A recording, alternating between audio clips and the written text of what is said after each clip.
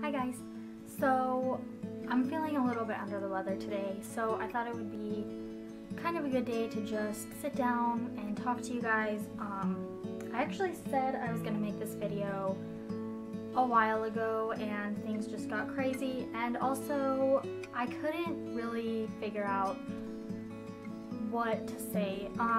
This is kind of a hard video for me to make because I'm pretty new at it myself. I have only been married for about 10 months, and Eli has only been in the military about a year and a half, so I haven't dealt with this as much as a lot of people have. And so I felt kind of weird making this video, but I thought I would just share with you guys what I've learned so far, and I am by no means an expert. I definitely don't know everything. I'm still learning in my relationship every day how to make this work, and it's a process, so there's no way I know everything, and there are people out there that are a lot more experienced than I am, but this is just what I've learned, and these are my experiences. So I put together kind of a general list, and I may make another video later on kind of updating you on what I've learned, but for now I've made just a general list of what I've learned so far. And this has been a pretty highly requested video, so I'm just gonna jump into it. The first thing that has been really important for Eli and I is for me to be encouraging for him, and for him to be encouraging for me, and to kind of support each other and hold each other up when we need it. And that's any relationship, not just a long distance or military relationship. But it's especially important during times of high stress for you and for them, such as any time that you're apart. So trainings, deployments, different schools that they may go to. It's especially important to be encouraging and uplifting because they may not be surrounded by people who are encouraging to them, and you may not be either. So it's really important to be encouraging for each other and help hold each other up and be positive and encouraging. The next thing that's really important is, I heard a quote once, and it said, "Live like you deploy tomorrow," which I wouldn't exactly recommend because deployments are not fun, and especially the day before deployments are not fun. But there is some truth in this saying, and that's to cherish any moments that you have together and to spend time together and really make every moment count. And that's especially, that's important in any relationship, but especially military relationships, because you don't know the next time they're going to have to go. You don't know how long you have together or when they're going to be gone for how long. So it's important to cherish every single minute and make them all count, so that when you are gone, you have those to hold on to, and you have those to keep your relationship strong and to keep each other tied together. Another thing is you both need to be patient. I know it stinks when they have to go and you're apart, and I know that some days it seems like it's never going to end, but it does. And deployments end and trainings end. They all end, and you know you're going to be back together again, so you just have to be patient and be strong for them. You both have to be patient, not only in the process but with each other, because it is hard. I'm not going to lie to you and say that it's easy.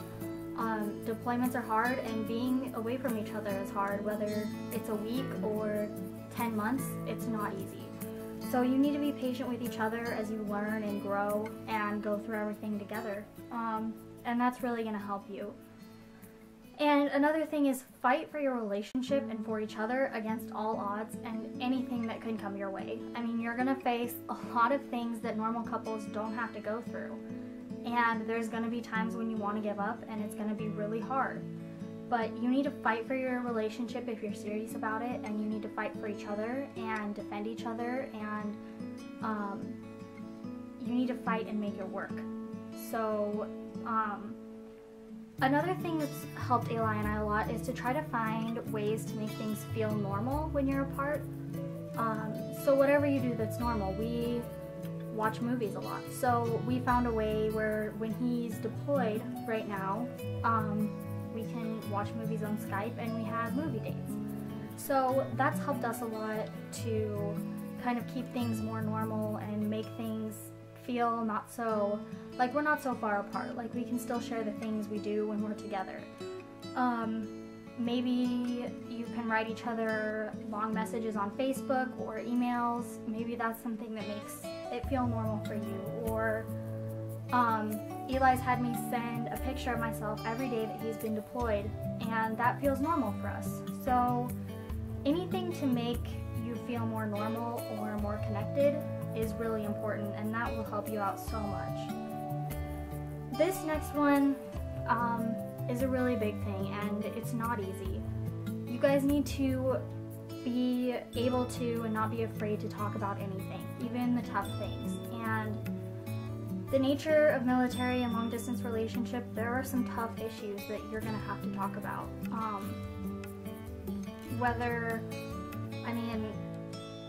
The reality is that these men and women do a dangerous job, especially when they're deployed. They're in harm's way every single day, and you need to have those conversations about what if something happens to them. How, maybe even not that serious, but how are we going to handle things while you're gone? How are we going to handle certain situations that may come up? Because talking about those things beforehand, before they happen and before it's an emergency, will help you kind of keep a cool head and will help you feel less stressed and less worried when you are faced with those situations. And Eli and I have come across a lot of different situations throughout this deployment even, and I'm glad we talked about some of the things beforehand, because if we didn't, I know it would be a lot harder to deal with. So talk about things, talk about everything, the tough things, the happy things, talk about how you're going to communicate, how you're planning on making it work while you're far apart. Talk about the things you really don't want to talk about, but you need to talk about them, because you don't want to be in a situation where you're forced to make a decision or you're forced to do something and you don't know what to do. So it's a lot easier to talk about those things ahead of time than to be thrown into a situation and not know. If possible, something that's helped us a lot is to share what's happened throughout our days and be understanding of the fact that sometimes they can't tell you what they've done. Be understanding that they're not always going to be able to tell you exactly what they did, and you can't get angry with them for that, because there's reasons behind why they can't share everything with you. But try to share what happens throughout your day with them. It'll help them feel closer to you and closer to home, and it'll kind of keep that connection between you two and make you not feel so far apart. And if you've been watching my channel, you already know that I'm big on this one, and that's to send care packages and letters to each other. And the thing about care packages is it doesn't just help the service member, it's actually pretty helpful to the person that's at home. And when I was making care packages for Eli, it helped me feel like I was still able to give him something, and I was still able to take care of him even though we're thousands of miles apart. And when he was in basic, since letters were our primary communication, that was a huge thing for us. And it's important to send letters. You might not always get a response to every single letter, but writing them helps them feel like you're thinking of them and helps them feel like they're close to home and not missing out on so much. And one that's been really hard for me, and I'm still working on it, is to understand that the military will always come first. The military doesn't care if you have an anniversary, or if you have, in most cases, a baby, or if something happens or something comes up. You need to understand that the military is going to come before you on a number of occasions, and there's nothing you can really do about it except accept it. You have to understand that they made this decision, and that your spouse is no longer 100% yours, that they are primarily owned by the military. And when they took that oath and they signed their name, they kind of gave their life over to the military. And by you getting married or dating someone or being engaged to someone in the military, you're kind of giving part of your life up too. And that's something that you need to understand. And by no means do you have to give up everything. I am not saying that. Definitely still keep your goals. Definitely still try to reach your dreams and do things that you want, but your life is going to be different. And that's an understanding that you need to have when you make the decision to be with someone in the military, because your life isn't going to be the same. It is very different. So that's still something that I'm kind of coming to terms with, and it's a little bit hard for me, but it's, you know, it's a process, and the longer that Eli's in the military and the longer that I deal with these things, the easier it's getting. But it's not going to be easy in the beginning, and that's okay. It's okay for things not to be easy. So just try to come to that understanding, and it'll help you out a lot. And along those lines, in your relationship, things are not always going to be great. Especially when you're apart, and when you're together, you're both going to have bad days. You're going to have good days. Your spouse is going to be under a lot of stress and may take it out on you. You're going to be under a lot of stress and you may take it out on them. There will be tension in your relationship. There will be fighting like there is in any relationship. And you need to be understanding that it's only temporary, and you need to try to work through those things. You know, there's going to be times when they're deployed or they're at training and something happens. I mean, it's a very high stress environment for them, and they may take it out on you without meaning it. And the thing that's helped me is to try to put myself in his shoes and understand that, you know, I'm here and things are relatively good, and he's over there away from his friends and family, away from me, living in a tent in the desert, and that may not be always great, and he may react to that and react to me because of that. So, you know, it's not an excuse by any means that it's okay that things are hard, but it's gonna happen, just like in any normal relationship. But sometimes the stressors are more prevalent. Sometimes there's a lot more reasons to be stressed out, or to be, you know, to take things out on each other, and it's something to work on, but understand that it might happen. And the last thing is, and this is something that's really important and that I've learned, is you can ask other, you know, people who are with someone in the military. You can ask, you can do research, you can read books, but ultimately it's going to come down to what works best for the two of you and for your relationship, because every person is different, every relationship is different. So what might work for me and for my husband may not work for you and whoever you're with. It may, you know, you may need to do things differently. Instead of telling them what happens every day, they may not want that. It may make them miss home more and make things harder. So that's where communication is the #1 thing that's going to help your long distance or military relationship. You need to communicate your feelings. You need to talk about what may or may not work. You need to talk about what you need to make it work and what they need to make it work.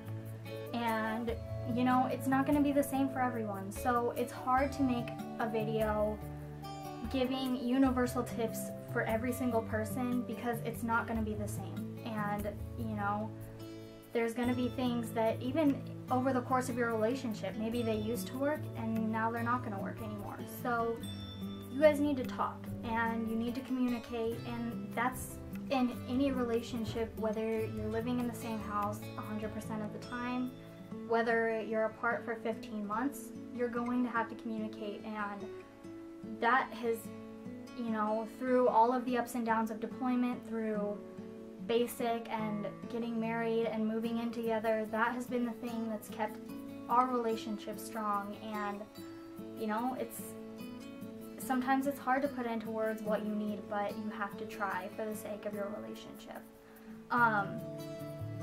So I'm also going to make a video sometime soon here talking about tips for new military spouses. Things that I've learned in my, you know, less than a year being a military spouse, things that I wish people would have told me about being married to someone in the military, and just things that will make your life a lot easier that if I would have known them, I feel like it would have made my life a little bit easier. So I am going to be making that video soon. If there's anything you want to know about like getting married to someone in the military, or any questions in general, always feel free to comment them below.